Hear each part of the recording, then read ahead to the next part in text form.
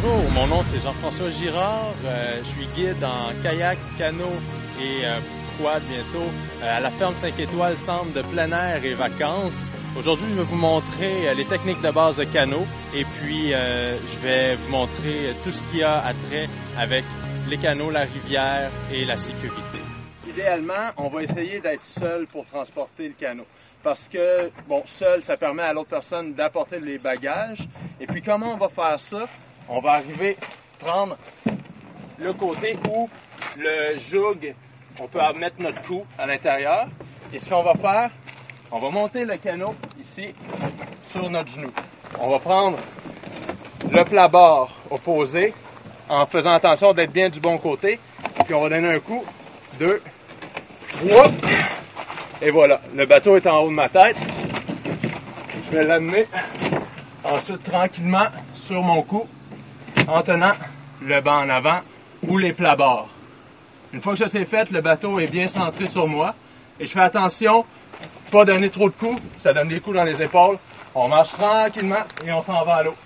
Une autre façon de partager le canot, bon, on va se prendre chacun de notre côté du bateau. On va prendre ici par la poignée et puis on va lever. Toujours avec les jambes. Une autre façon de partager le canot, ça va être de le prendre à deux, chacun à une pointe. Première chose qu'on va faire, on va juste vérifier nos bras, il faut qu'ils soient placés sur les plats-bords et il faut être du même sens. Il faut s'assurer que nos bras, quand on va virer le canot, on va être les deux en face. Ça va pour toi? Super. OK. Première chose, on va le mettre sur notre genou à 1, 2, 3.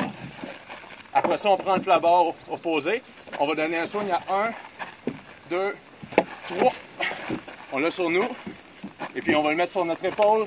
Chacun l'épaule opposée. Et puis, on y va.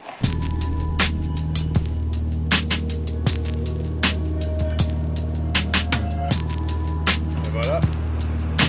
C'est important d'avoir une pagaie qui est ajustée pour soi. La manière de faire, ça va être de prendre une pagaie, la mettre au plus profond en dessous de son bras avec l'index pointé et mettre sa main juste en dessous. Comme là, cette pagaie-là est un peu trop courte parce qu'on essaie d'avoir un 6 pouces entre notre main et le début de la pale. Alors, c'est comme ça qu'on va ajuster. En gros, qu'est-ce qu'il faut avoir pour partir en canot sur une rivière?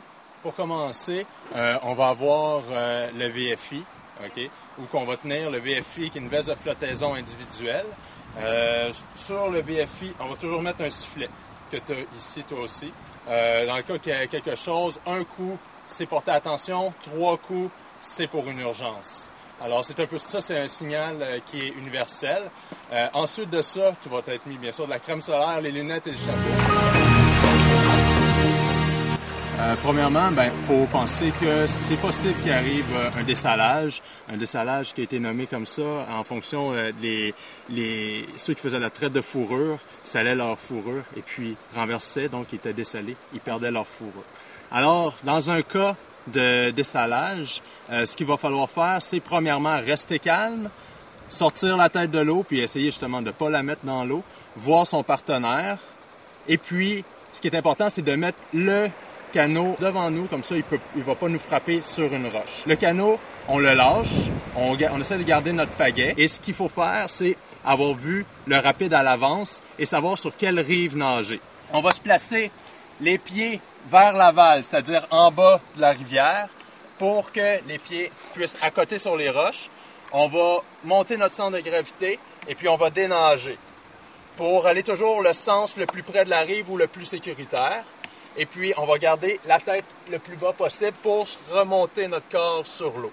On va avoir aussi un sac à cordes ou simplement une corde flottante de 15 mètres. C'est demandé par Transport Canada.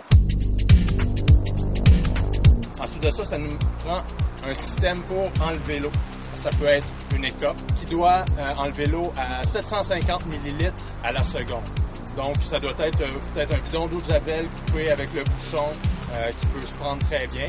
Et puis, une pagaie de rechange dans le bateau. C'est tous les éléments à avoir en tout temps avec nous. Il y a des cours qui se donnent, des instructeurs de canot qui nous donnent la base. Et puis ensuite de ça, on est un peu plus connaissant pour descendre les rivières.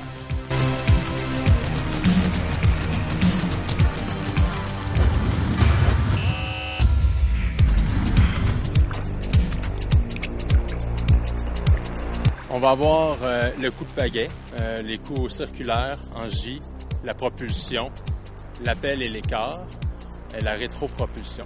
Ça va être les coups les plus importants. La gîte, qui va devenir très importante. La propulsion, on va le faire en tournant le torse, en gardant la pagaie au-dessus de l'eau. Okay? La manière de faire, c'est on va ramener la pagaie, on va tourner le torse, on va aller chercher en avant, la pagaie au-dessus de l'eau, et on va tourner le torse pour ramener la pagaie jusqu'aux hanches. On va suivre la ligne de quille du bateau, qui est vraiment le centre au fond du bateau, qui ne sert pas à diriger le bateau, mais seulement pour lui donner de la résistance. Alors ça, c'est le coup de base. La personne avant va aussi pouvoir faire des appels pour se diriger. Alors des appels, on va aller chercher sur le côté en tournant bien notre tronc pour faire face à l'eau et on va ramener l'eau vers soi.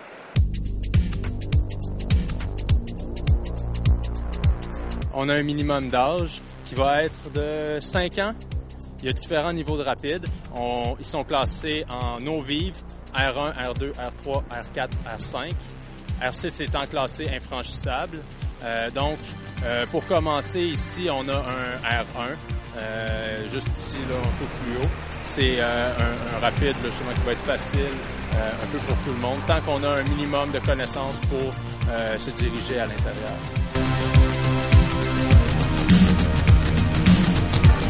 Alors, on va avoir notre direction qu'on va choisir. Ça va être vers la rive gauche. Pour une rivière, on va toujours parler rive droite, rive gauche, dans le sens amont-aval. Ça veut dire que quand on descend la rivière, la rive droite va toujours être la rive droite. Quand on descend, la rive gauche va toujours être la rive gauche, même quand on va remonter le courant. Ça veut dire qu'on va inverser. Quand on va remonter le courant, la rive qui va être à notre gauche va s'appeler encore la rive droite. Et puis, ça donne une meilleure explication de comment on va parler dans le bateau. Si on se met à nager dans l'eau, on n'essaie jamais de se lever dans le rapide pour éviter de se prendre un pied dans l'eau et que le courant nous pousse. Alors, on va seulement arriver à marcher quand on va toucher avec nos mains à la rive.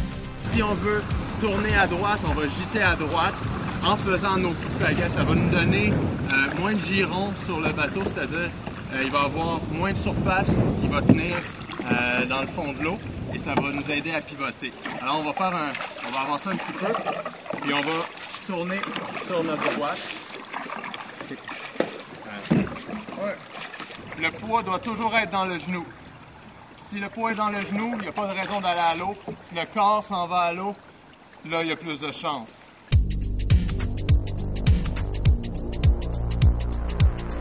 La rivière Sainte-Marguerite, qui est une rivière à saumon. En fait, il y a plusieurs fosses ici. C'est une rivière qui a été exploitée depuis plus de 100 ans. Elle a appartenu à un certain moment donné à la compagnie de la baie d'Hudson, qui faisait la traite des fourrures. Et puis, eux autres, justement, détenaient les droits exclusifs de chasse et pêche sur la rivière. Il y avait leur camp. Maintenant, ça appartient plus à le camp. Et puis, à la base de la Sainte-Marguerite, il y a eu une ville, justement, où on faisait un moulin à scie, où on coupait le bois, où on faisait, justement, la transformation du bois, qui était amené par le fjord du Saguenay, puisqu'on est tout près, à environ 5 km du fjord.